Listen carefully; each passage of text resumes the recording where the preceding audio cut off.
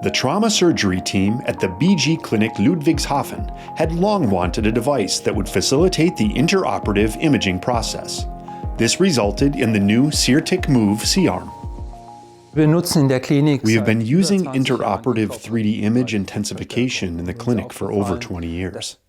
And we noticed that handling the image intensifier is a procedural hurdle because different staff have to set it up again. To generate these 3D images, the device then has to be moved away from the operating field again, and this gave rise to the idea of whether such processes could be automated, whether a robot-like or self-propelled X-ray imaging device could take over. It then took 10 years to develop this device, which was used around 500 times in its first year of operation. I have to admit that it's also fun to be in constant dialogue with the engineers about the improvements that are made. And of course, it's a great moment when a device like this is used on a patient for the first time, and you realize that the ideas we had actually work. Professor Dr. Vetter uses the Ciartic Move constantly in his work in spinal surgery. He is convinced of the added value of the device. The C-arm has the great advantage that it can be used by ourselves, in other words, by the OR team who are standing at the sterile table in the OR, either by the OR nursing staff or by the medical staff. The device is first brought to the table. This parking position is then saved, and it can be automatically returned to the table at any time. So we don't need anyone to operate this device. You don't really need much practice at all. The main prerequisites for the device moving so quietly and safely through the operating room are, on the one hand, sensors to prevent collisions, but above all, the particularly sophisticated wheel design. Special wheels allow the C-arm to turn in any direction without having to leave its position. The Ciartic Move creates particularly precise X-ray images and thus also protects the health of the entire team in the operating theater.